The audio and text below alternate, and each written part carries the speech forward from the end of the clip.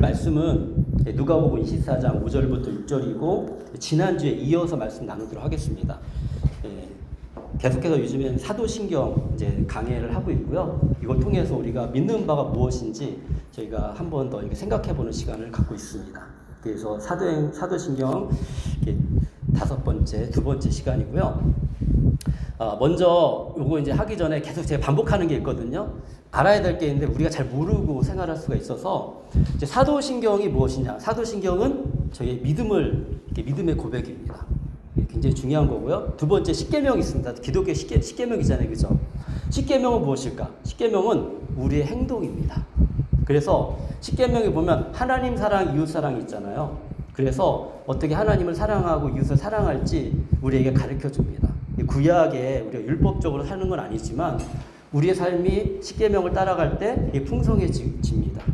그리고 또 우리 기독교에 중요한 게 있죠.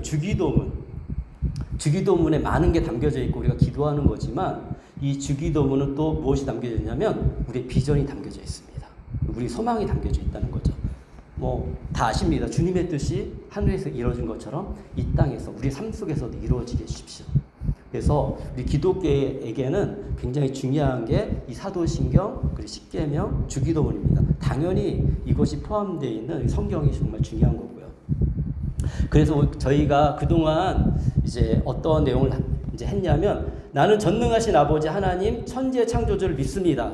이걸 먼저 이제 첫 번째 했는데 이걸 통해서 우리가 뭘 알 수 있었냐면 하나님이 세상을 창조하셨다. 이거 믿기 진짜 힘들거든요.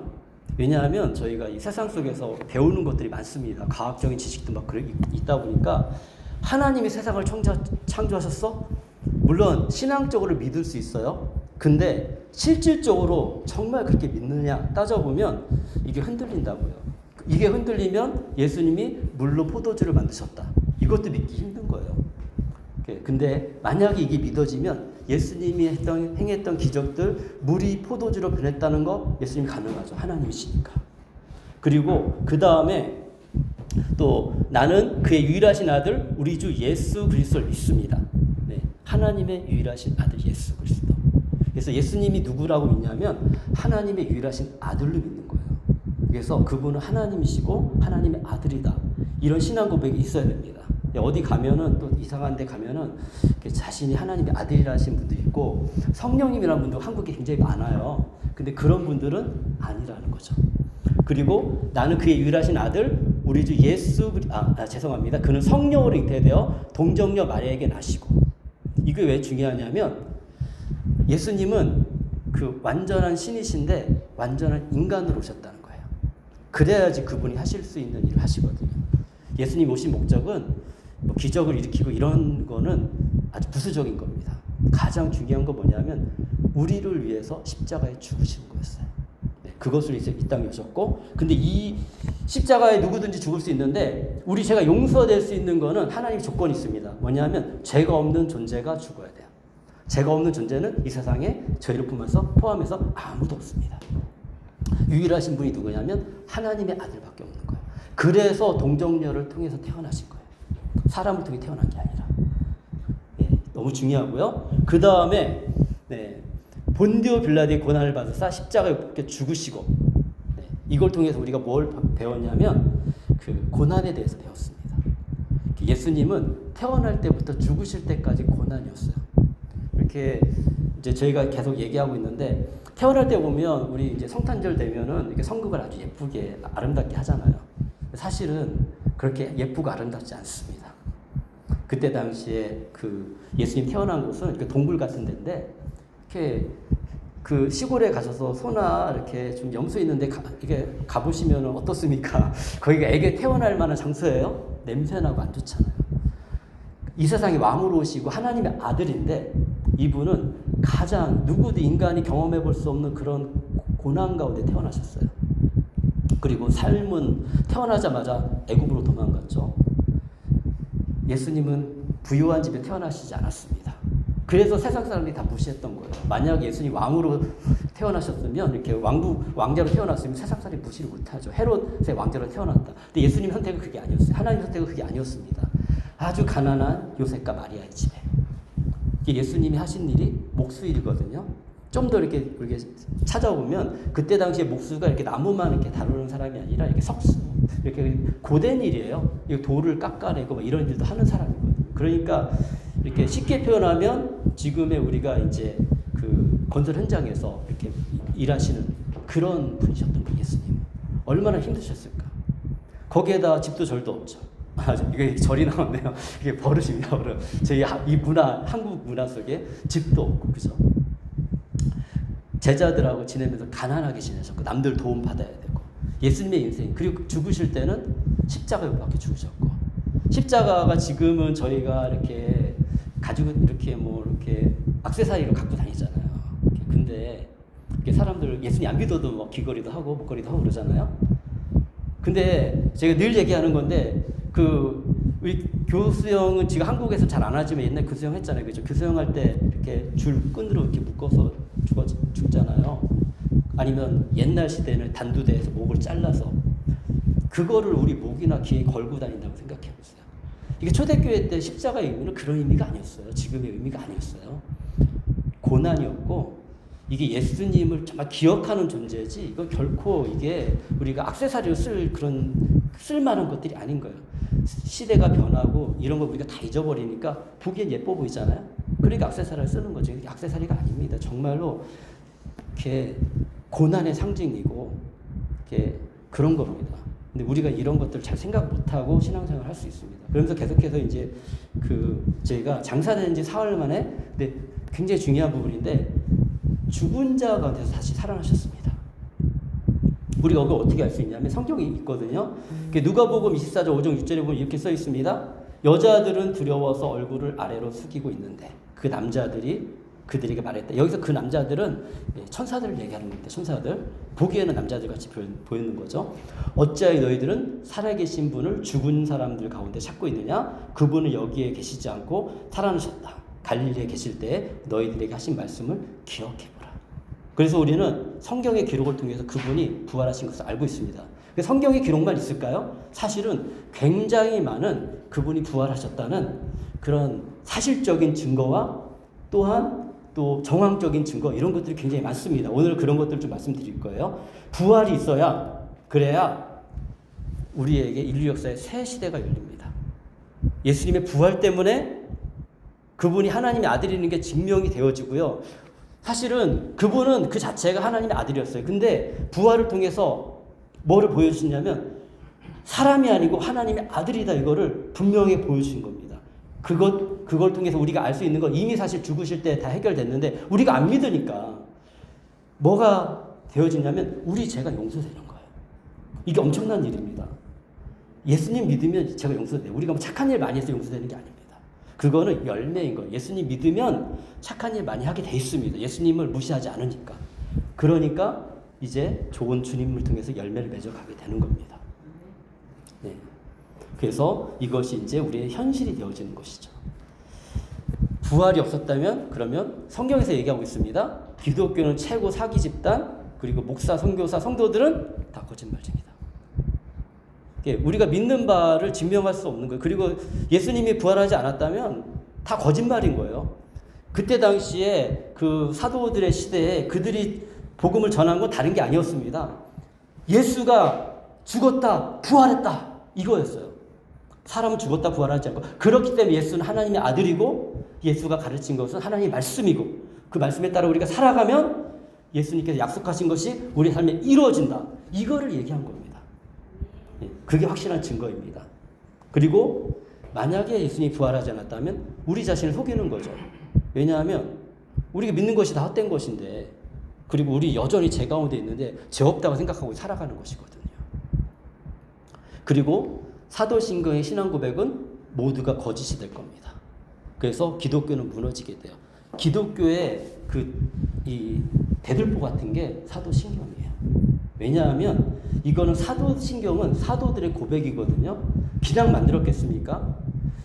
그냥 만들지 않았어요. 그때 당시에 사도들이 고백을 이제 우리가 로마가 이제 기독교화 되면서 우리가 과연 믿는 바가 뭐냐라는 정리가 필요한 거예요. 그때 당시에.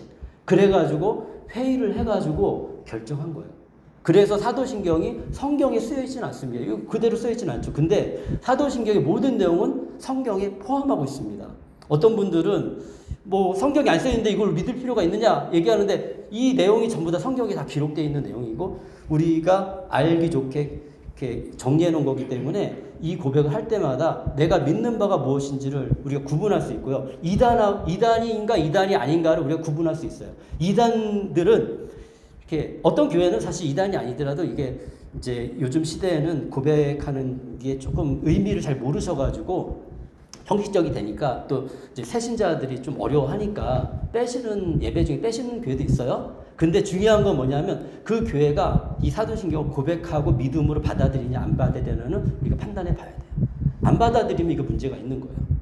그러면은 이게 참된 믿음의 고백을 하는 교회가 아닐 수 있는 거죠. 그런 교회를 우리는 이단이라고 얘기하는 거예요. 그런 교회를 이단이라고 얘기합니다.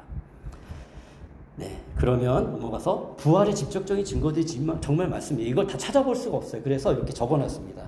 첫 번째 막달라 마리아입니다. 요한복음 20장 1절부터 8절에 있습니다. 이렇게 성경 읽어보셨으면 어느 정도 내용이 떠오를 거예요. 막달라 마리아가 정말 예수님 사랑했던 그런 우리 자매거든요. 정말 예수님의 제자이기도 하고 12제자에 포함되진 않지만 예수님을 정말 잘 섬겼어요. 근데 막달라 마리아가 예수님의 부활을 목격하잖아요. 제일 첫 번째 목격한 사람입니다. 이것도 놀라운 거예요. 보통 이런 내용을 쓰려고 하고 그때 당시에 쓴다고 하면요. 남자가 목격했다고 얘기할 거예요. 성경은 정말 정직합니다. 여자가 목격했다고 얘기해요. 왜냐하면 그 시대에는 남자를 인정해주고 여자는 인정해주지 않았거든요. 근데 여자가 목격했다. 그런 것을 사실을 그대로 그리고 기독교가 다른 건 그렇게 존중해 주는 거예요. 여성에 대해서 이렇게 존중해 줍니다. 다 여성들이죠. 다른 여인들 마리아 사실 막달라 마리아만 혼자 간 게 아니라 다른 성경에 보면 다른 마리아들도 같이 갔어요. 그래서 예수님의 부활을 이렇게 받고 근데 막달라 마리아가 다른 거는 다른 마리아들이 막 돌아갔을 때 막달라 마리아 혼자 울고 있었거든요. 예수님 만나 주셨거든요. 예수님 만난 거예요. 예, 엠마오로 가던 제자들 아시잖아요, 그죠? 이거 이 제자들도 뭐냐면 이제 다 끝났어. 예수님하고 우리 함께 동행했는데 다 끝난 것 같아요. 예수님 죽었잖아요. 아직 부활을 모르거든요. 그랬을 때 이제 돌아가는 거예요. 이제 자기가 추구했던 무슨 사상들이 다 끝나버렸으니까 돌아가는 중에 예수님 만났잖아요. 다시 예루살렘에 돌아갑니다. 베드로. 예. 이거는 이게 사도 바울의 고백입니다. 고린도전서에 얘기하고 있습니다. 베드로도 예수님 만났다. 부활, 제자들이 예수님 만났잖아요. 베드로가 그때 당시에 교회에서는 이렇게 뭔가 이렇게 가장 그 리더급이었거든요. 사실 12제자가 다 리더인데 그 중에서도 조금 더 주도적인 사람이었어요, 베드로가. 그러다 보니까 교회 지도자인 아주 중요한 베드로가 예수님을 만났다. 사도 바울이 얘기하는 거고 12제자도 만났다. 얘기하고 디베라 호숫가에서 이게 요한복음 21장인데 갈릴리 호수를 말합니다. 갈릴리 호수에서 예수님이 그 얘기했거든요. 부활하신 예수님 너희가 거기서 갈릴리 호수에 날 만날 것이다. 제자들이 갔어요. 근데 예수님이 없잖아요. 그러니까 12제자들이 이렇게 뭐 해석하기 나름인데 그 마음에 무거운 거예요. 근데 원래 직업이 이제 어부니까 물고기 잡으러 간 거예요. 근데 되게 재밌는 거 뭐냐면 그날 밤에도 아무것도 안 잡혀요. 이 제자들이 무슨 생각했을까? 예수님 만났을 때 생각났을 거 아니에요. 그날 밤도 그랬는데 참 이게 물고기도 안 잡힌다. 참 그런데 저기서 이제 누군가가 제자들을 불러요. 예수님이셨죠. 부활하신 예수님이. 예수님이 제자들이 힘든 거 아세요? 그때 가장 필요한 게 뭐예요? 밤새도록 물고기 잡고 춥고 먹을 게 필요하잖아요. 따뜻한 게 필요하잖아요. 예수님은 그런 분이십니다. 뭐 다른 거 뭐 보물을 주시는 게 아니고 물고기 못 잡았으니까 그물 한번 던져봐. 던지니까 물고기가 많이 잡힌 거예요. 예. 153, 153마리만 이렇게 건졌잖아요. 모나미 볼펜, 그 옛날 볼펜 153 적혀 있거든요. 그게 그거예요. 잘 모르시죠? 어떤 분들 그거 갖고 중국에 전도하고 그랬어요.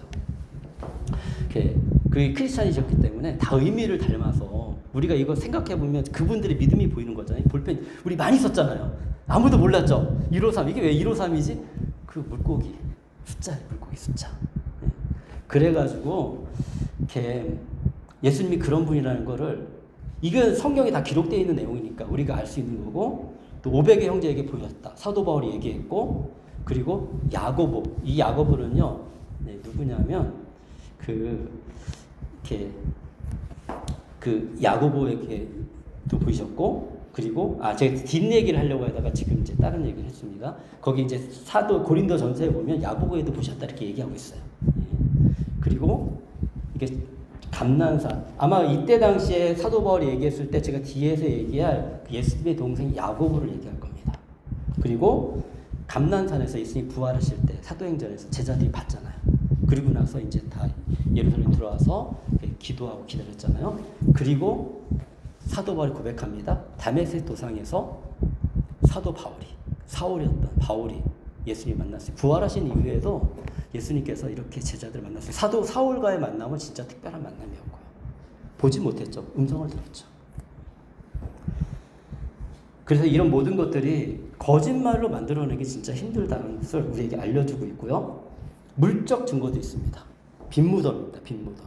근데 왜 빈무덤이 물적 증거가 되느냐? 이것도 우리가 좀 생각해 봐야 되거든요. 로마 군인이 밤새도록 지켰다는 것입니다. 그리고 그때 로마 군인의 한 조는 2명이 지킨 게 아닙니다. 16명. 생각해 보세요.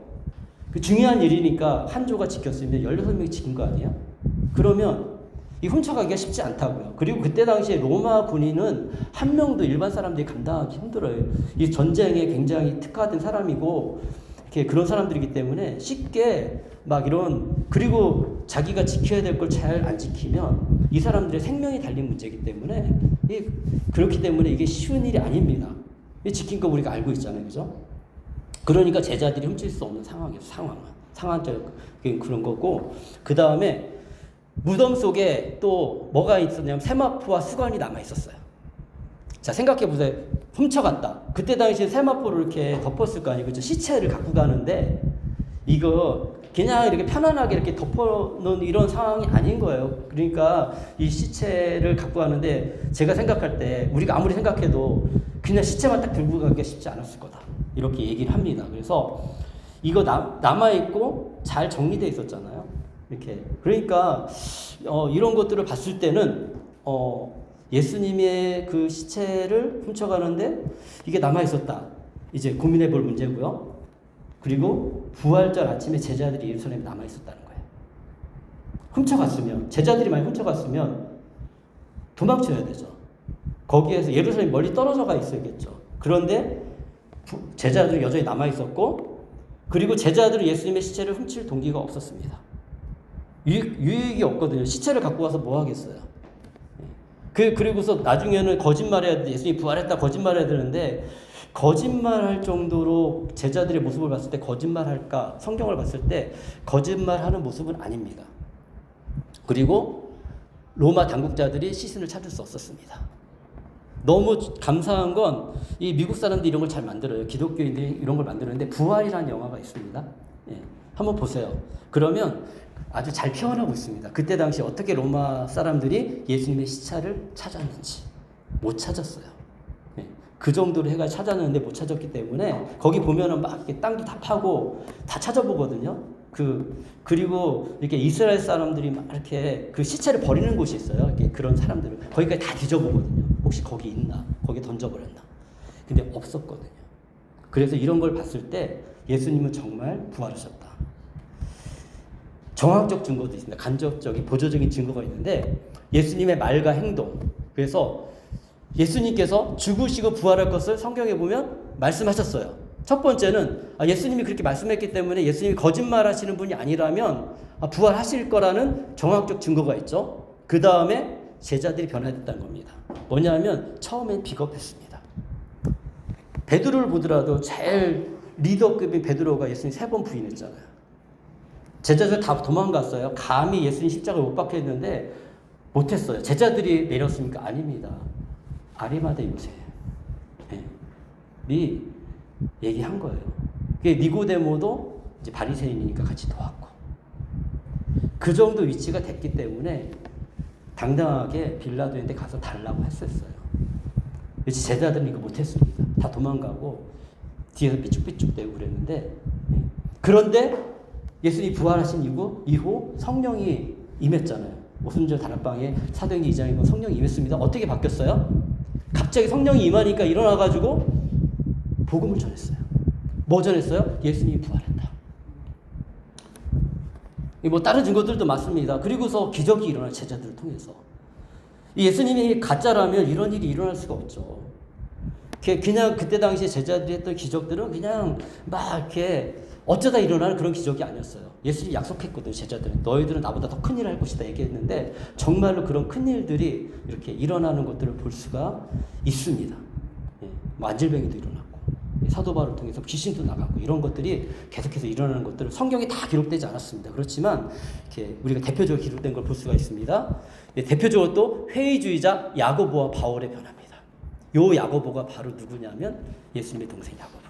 왜 회의주의자라고 얘기를 하냐면 요한복음 7장 3절에 이렇게 3절 4절에 보면은 그 예수님의 동생 야고보서 예수님의 동생 야고보가 쓴 겁니다. 그 예수님의 제자 야고보는 제일 먼저 순교당했기 때문에 그걸 쓸 기회도 없었어요. 제일 먼저. 그리고 그 재밌지만 지나간 얘기지만 예수님 말씀대로 된다니까요. 야고보와 요한이 갔잖아요. 이게 하나님 나라가 오면 제가 우리가 하나님 우편 좌편에 있게 해주십시오. 근데 정말 그런 일이. 근데 이거는 하나님이 주신 거다. 어떤 일이 일어났습니까? 너희가 내가 받을 잔을 마시겠느냐? 네, 마시겠습니다.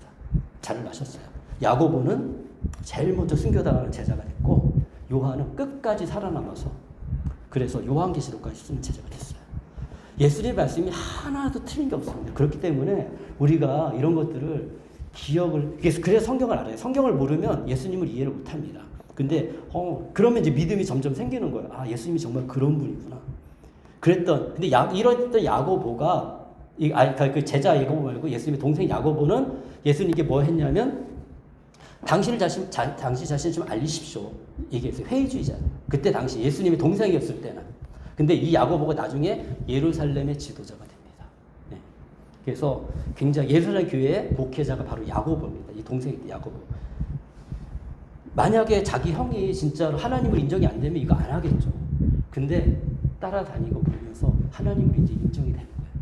육신적으로는 자기가 그리고 몰랐겠어요. 다 알죠.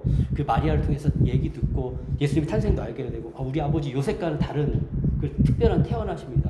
그런데도 불구하고 가족이 가장 인정하기 힘들어요. 이게 쉽지 않거든요. 근데 가족이 인정했다는 거. 뭐 사도 바울은 말할 것도 없죠. 사도 바울은 정말 그 스데반 집사님 죽을 때 증인됐던 사람이거든요. 사람들이 엄청난 역할을 한 거고 젊을 때 그 열정으로 스데반 집사님 죽이는데 앞장섰던 사람입니다. 근데 예수님 만나니까 내가 그동안 추구했던 것들이 헛되구나. 내가 율법주의로 내가 살고. 근데 니고데모를 보면 알 수 있어요. 니고데모가 예수님 만났잖아요. 왜 만났겠어요? 바리새인인데 갈등이 있었던 거예요. 그래서 예수님 만나서 바뀐 거예요. 사도 바울도 왜 갈등이 없었겠습니까? 보면 기독교인들이 하는 건 맞긴 맞는 것 같아. 근데 율법적은 틀려. 내가 배운 건 달라. 그러니까 그 젊은이 열정으로 그렇게 죽이러 가고 다메섹까지 갔는데 하나님이 치셨잖아요. 어떤 사람이 이렇게 주님께 돌아오기도 합니다. 우리 가운데 그렇게 돌아온 사람이 있을 수도 있습니다. 치셔서 눈이 안 보이니까 이제는 그리고서 아나니아가 와가지고 기도해줬거든요. 신실한 믿음의 사람이. 이 사람도 착각하지 마셔야 된다. 그 뭐냐면 아나니아라는 사람이 또 한 사람이 있거든요. 자기 재산을 이제 다 팔았는데 안 팔았다고 하는 사람. 그 사람은 다른 사람이에요. 다른 아나니아라는 사람이 축복하니 기도하니 눈이 떠진 거예요. 그래서 인생이 바뀐 거예요. 그런데 하나님 이 사람을 들었을 이유가 있습니다. 성경적으로 지혜는 진짜 많고 많이 안 사람이거든요. 이 사도 바울이 성경을 많이 썼잖아요. 그래서 로마서라든지 이런 것들 그래서 우리가 믿는 바가 무엇인지 분명하게 알려줄 수 있도록 예수님이 이런 사람을 세우신 겁니다. 유대 사회에 일어난 변화들이 있습니다. 많은 유대인들이 유대교를 떠나서 예수님을 믿었습니다. 예루살렘에서 일시에 3,000명, 5,000명이 예수님을 믿었습니다. 이런 정확적인 증거들이 예수님이 부활했다는 것을 알려주고요. 세례와 성찬, 이거는 예수님의 죽음과 부활과 그리고 영적인 임재를 기념하는 거예요. 예수님의 부활이 없다면 우리가 세례와 성찬이 의미가 없어져요. 그런데 이것들을 제자들이 지키고 그리고 했다는 것은 이것이 우리 기독교에 굉장히 중요한 우리가 보이는 예배거든요. 이거는 보이는 예배인데 이걸 하고 있다는 것은 굉장히 정황적으로 예수님의 부활을 다 증명하고 있는 것입니다. 네. 그러면 예수님의 부활은 우리에게 무엇을 말해주는가? 첫 번째는 그분이 하나님의 아들이라는 거예요. 네. 우리는 예수님 때문에 죽었다 부활할 수 있습니다. 그런데 이렇게 예수님과 똑같지는 않습니다. 그러니까 뭐냐면 예수님은 아니라는 거예요, 저희가. 근데 예수님의 부활과 같은 부활을 할 거고요. 예수님이 부활하신 육체와 같은 그 육체를 우리가 얻게 될 거예요. 근데 한 번은 죽어야 돼요. 왜냐하면 완전하지 않은 육체 가운데, 제 가운데 있는 육체 가운데 살고 있거든요. 이런 고민이 들 겁니다. 우리가 제 가운데서 예수님 믿어서 죄를 벗어나는데 왜 우리는 현재 죄를 짓고 있느냐? 이거 굉장히 큰 문제잖아요. 그죠? 예. 왜 그런지 잠깐 간단하게 얘기 드리면 우리는 법적으로 구원을 받은 거예요. 그러니까 그래서 분명히 구원을 받습니다. 근데 여전히 우리가 살고 있는 거는 육체 가운데 살고 있는데 이 육체는 아직 변화된 육체가 아니거든요. 그러다 보니까 옛 습관들, 우리가 예수님 안 믿고 살아왔던 습관들이 굉장히 많거든요. 그리고 죄된 육체이기 때문에 완전하지 않아요. 그래서 끊임없이 그것이 우리를 끌고 가요. 이거를 경향성이라고 얘기하는데 이렇게 죄의 경향성이 우리 안에 여전히 남아있어요. 죄를 용서했는데 여전히 우리의 죄의 경향성이 있기 때문에 나도 모르게 이렇게 제약된 모습들, 태도 이런 게 나와요. 근데 감사한 거는 우리의 마음이 주님을 향하고 믿고 있으면 이런 것들이 있어도 우리는 구원을 받아요. 그리고 예수님 왜 구원을 받느냐? 예수님 안에 있으면 자꾸 버리거든요. 이 제약된 습관을 버리지 이거를 더 증가시키지 않습니다. 우리가 그게 믿지 않는 사람과 믿는 사람의 차이인 거예요. 믿지 않는 분들은 계속 증가하면서 살아가는 거예요. 그게 해결이 안 돼요. 근데 믿는 사람들은 이미 예수님이 우리 안에 계시고 성령님 함께 계시기 때문에 점점 줄어들면 줄어들지 더 증가하지 않습니다. 그리고 죄를 지면 양심이 성령님이 계속 말씀하시거든요. 이미 알아버렸어요, 저희는. 그래서 우리 삶이 새로워지고 이 땅에서도 소망이 있는 겁니다. 천국 가면 안전한 삶이 있지만 이 땅에서도 우리가 변화되어지고 우리 가정이 회복되어지고 내 삶이 회복되어지고 우리 교회가 회복되어지는 그 소망이 있는 것입니다. 예. 그리고 예수님의 죽음은 대속적인 죽음입니다. 우리를 위해서 대신 속죄하다. 죄를 대신 지다. 예. 예수님만 하실 수 있습니다. 그리고 부활은 죽음이 정복되었구나. 원래 모든 사람은 다 죽어야 되고 영원한 삶을 살 수 없는데 구약시대 사람들은요 이렇게 질문할 수 있잖아요. 하나님의 약속을 믿으면 돼요. 아브라함의 씨, 아담의 씨, 아브라함의 씨, 다윗의 후손, 다윗의 씨. 성경에 씨라고 표현하고 있거든요. 자손을. 그게 그냥 다윗이 태어난 그 자식을 얘기하는 게 아니에요. 그것도 간접적으로 표현하고 있지만 더 핵심은 뭐냐면 예수님을 얘기하는 거예요. 예수님. 그 예수님을 믿고 바라보고 그렇기 때문에 그들도 구원을 받을 수 있어요. 죽음이 정복됐고 그리고 성령님을 성도들에게 보내주실 수 있게 되었음을 의미합니다. 구약시대에 성령님이 계셨습니다. 이제 최근에 그런 책을 읽었거든요. 구약의 성령님 어떤 모습으로 계셨나 이렇게 보니까 계셨어요. 그리고 예전부터 그 책을 읽기 전에도 성경을 읽으면 보여요. 하나님의 영이 태초부터 계셨어요. 하나님의 영이 수면 위에 운행하고 계셨거든요. 예. 삼위일체 하나님. 그리고 요한복음을 통해서 우리가 이렇게 태초에 말씀이 계셨다. 이 말씀이 예수님이 가리키는 거거든요. 그때 태초에 말씀하신 창세기 1장에 말씀하신 분이 예수님이라는 걸 알 수 있습니다. 삼위일체 하나님이 그때도 계셨고 끊임없이 성령님이 함께 하셨습니다. 예. 이렇게 특별한 사람에게는 함께 하셨고 특별하게 역사하셨어요. 근데 이제 예수님이 약속하셨잖아요. 내가 가면 너에게 더 좋은 선물을 줄 거다. 성령님이 모든 사람과 함께 하시겠다 약속하셨어요. 예수님을 믿으면 그래서 모든 사람이 함께 하시고 성령님이 말이 없는 탄식으로 우리를 위해서 기도하시잖아요. 예수님이 하나님 우편에서 우리를 위해서 기도하시고. 근데 그분이 한 분이시잖아요. 그러니까 예수님을 영접하는 게 성령님과 함께 하시고 하나님과 함께 하시는 거예요. 네. 그분이 우리를 떠나지 않으시고 버리지 않겠다 약속하셨거든요. 이 일이 예수님이 죽으시고 부활하셔야지 일어날 수 있어요. 예수님이 가셔야지 성령님이 그 자리를 차지할 수 있어요. 그래서 다른 이 모모 씨는 네, 성령님이 아닙니다.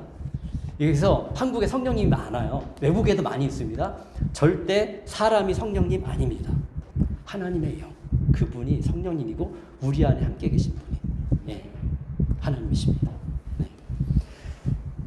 승천이 이루어졌고요. 이렇게 부활하셨기 때문에 승천이 이루어지는 거죠. 그리고 이런 일이 사실이라면 재림과 심판도 있다는 것을 우리가 알 수가 있어요.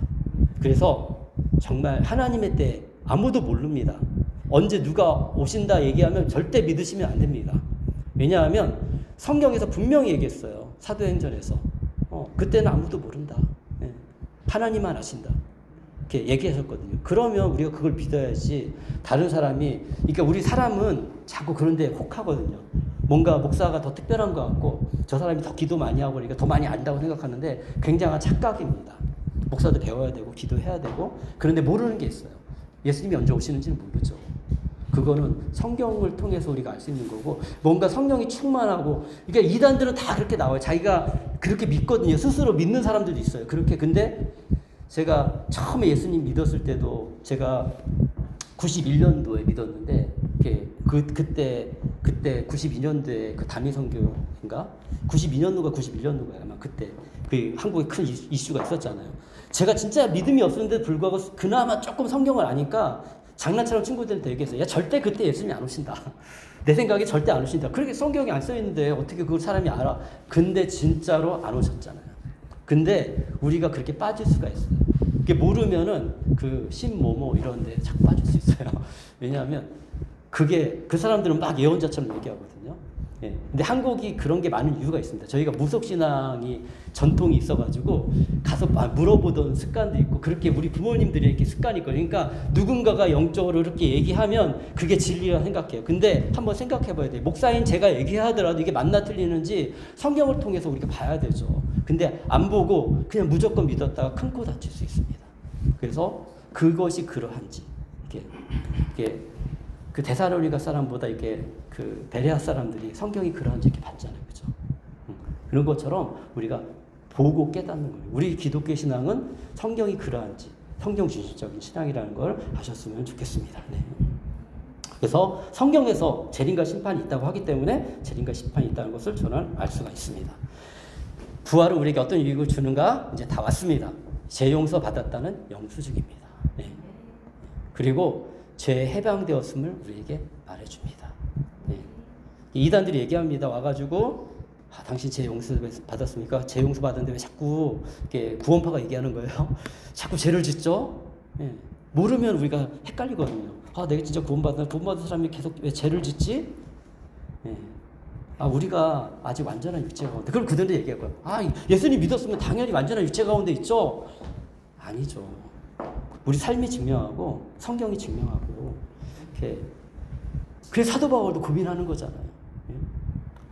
사도 바울도 그 성경을 쓴 사도 바울이 우리의 입장이 되어서 얘기하잖아요. 내가 마음으로 하나님 경험하는데 왜 내가 육체로는 죄를 더 사랑한다 얘기하고 있잖아요. 사도 바울이. 성경 읽어보십시오. 그럼 거기 다 나오거든요. 이런 거 우리가 몰라서 자꾸만 헷갈리는 거예요. 근데 헷갈릴 필요가 없어요. 성경을 알면 헷갈릴 필요가 없습니다. 그 분명한 믿음을 가지십시오. 네. 그리고 우리 삶에 대한 소망이 있습니다. 정말 주님의 뜻이 하늘에서 이루어진 것처럼 이 땅 가운데, 우리 삶 가운데 이루어질 수 있어요. 하나님이 우리를 향한 각자의 뜻은 다 다릅니다. 왜? 우리 삶의 여정이 다 다르고요. 우리 가족이 다르고 구성원이 다르기 때문에 저랑 다 똑같지 않아요. 저는 저의 삶을 살고 우리 성도님들의 삶을 사는데 그 가운데서 하나님 만들어 가세요. 방향성은 똑같아요. 하나님 우리가 이 땅에서 실패하고 힘들고 어렵게 살기 원하시겠어요? 근데 그런 거 모두는 우리가 사실 죄를 안 버리고 우리가 버릴 것을 안 버리고 우리 고집 부리고 있거든요. 저도 다 그런 삶을 살았거든요. 근데 예수님이 알면 이제 항복할 때가 있어요. 예수님께 하나하나 버릴 때가 있어요. 그러다 보면 죄를 하나 버리면 그리고 이제 깨달아야지 버려지거든요. 시간이 필요해요. 근데 하나 버리고 나면 조금 더 나아지고 조금 더 나아지고. 근데 내가 바뀌면 우리 가족이 바뀌게 되고요. 우리 가족이 바뀌면 우리 교회가 바뀌고, 교회가 바뀌면 우리 나라 민족이 바뀌고, 우리 한국이 바뀌면 세계가 바뀌는 거예요. 100% 완벽할 수 없습니다. 이 땅에서는. 하나님 나라가 와야지 완벽하고 이제 이런 과정을 통해서 하나님의 자녀를 이렇게 추려내시는 거예요. 이렇게 우리 행동 때문에 이게 복잡합니다. 다 설명할 수 없고요. 그렇지만 간단하게 얘기하면 그렇다는 거예요. 그리고 나서 내가 예수님 안에 살면 이렇게 확신하는 게 하나님이 정말 나를 사랑하시고 태초부터 나를 기억하시고 나를 택하셨고 믿음의 삶을 사는구나. 하나님의 선택이라는 거는 그거는 믿는 사람에게 되는 거예요. 우리 믿는 사람이 확신을 갖게 하나님이 내 삶으로 증명하고 말씀으로 알고 삶으로 증명되어지고 그래서 끝까지 가봐야 됩니다. 죽는 순간 내가 정말 예수님 사랑합니다. 예수님 품에 안길 것을 내가 기대합니다. 이렇게 우리가 죽을 것인지 내가 그때는 그랬는데 소망을 가지실 마지막으로 한마디 더 말씀드리면 소망을 가지실 필요는 있는 건요. 왜냐하면 예수님 십자가 죽으실 때 두 죄인이 있었습니다. 한 죄인은 예수님 저주했고 한 죄인은 예수님 그래도 보통 죄가 아니거든요. 그렇게 죽는 건 진짜 끔찍한 죄를 저지른 거예요. 그런데 이 죄인은 예수님께 구원을 요청했어요. 그래서 예수님 말씀하셨죠. 네가 오늘 나와 함께 낙원에 있을 것이다. 굉장히 중요한 거예요. 여러분 주변에 믿지 않는 부모님이 계실 수 있고 믿지 않는 가족이 있을 수 있어요. 근데 그래서 죽음의 순간에 그 고백을 할 수 있도록 섬기는 게 그 얘기를 해주는 게 너무 중요해요. 죽음의 순간이라도 숨이 넘어가는 그 순간이라도 그러면 그때는 좀 달라지거든요. 이렇게 믿음 의사소통을 못한다 할지라도 기회를 주세요. 그러면 믿음으로 아주 약한 정신으로라도 예수님을 찾으면 구원을 얻을 수 있구나. 이게 예수님의 크신 사랑이에요. 예수님의 능력이 그 정도인 거예요. 근데 가능하면 이 땅에 살아갈 때도 예수님과 동행하며 살아가면 훨씬 점점점 행복하고 좋은 삶이 될 거라는 것들을 기억했으면 좋겠습니다. 네, 그래서 죽음과 자원돼서 부활하는 게 굉장히 중요합니다. 그래서 오늘은 이런 생각을 해봤으면 좋겠어요. 나는 모든 죄에 대해서 용서받은 하나님의 자녀인가요? 예수님의 재림과 심판, 부활의 은혜가 믿어지나요? 이 시간 이런 말씀들을 우리가 기억하면서 함께 우리가 하나님께 우리 마음을 헌신하는 기도를 하고 제가 기도하고 마치도록 하겠습니다. 이 시간에 잠깐 우리 같이 기도하도록 하겠습니다. 기도하시겠습니다. 신실하신 하나님 아버지 감사합니다. 죽음 가운데 부활하셔서 저희 주님이 되어주시고 믿음 가운데 우리의 삶을 주님 살아갈 수 있도록 이끌어주시니 주님 감사합니다. 저도 정말 제가 기도하겠습니다. 신실하신 하나님 아버지 감사합니다. 오늘은 예수님의 부활하심이 사실이란 사실에 대해서 아버지 하나님 말씀으로 나누었습니다. 주님 많은 증인들이 있었고 아버지 많은 사실적인 증거들이 있고 아버지 그럼에도 불구하고 우리가 때로는 믿음이 흔들릴 때가 있습니다. 특별히 현실적으로 많이 어려움이 있을 때마다 정말 예수님이 나의 주님이신지 그리고 그분이 나를 정말 도와주실 것인지 의심하며 살아갈 때도 있습니다. 주님 저희 믿음의 연약함을 지금 불쌍히 여겨주시고 정말 끝까지 이 믿음의 행진을 주님 잘 해나갈 수 있도록 도와주시고 이 믿음을 통해서 아버지 우리 자신뿐만 아니라 우리 주변에 예수님을 알지 못하는 많은 사람들이 그들의 삶이 변화되어지고 예수님이 우리에게 주시고자 하는 그런 축복과 은혜를 경험하며 좀 하나님 안에서 균형적인 주님이 기뻐하시는 삶으로 그런 가정으로 교회로 서갈 수 있도록 주님이 인도하여 주시옵소서. 주님 감사합니다. 우리가 함께 이렇게 예배드리게 하심을 감사드리며 주 예수 그리스도의 이름으로 기도합니다. 아멘. 네, 축도하겠습니다. 지금은 우리 주 예수 그리스도의 은혜와 하나님의 사랑과 성령님의 함께하심이 예수님의 부활을 믿고 믿음으로 하루하루 살아가는 우리 모든 믿음의 성도 위에 지금부터 영원까지 함께 있을지어다. 아멘.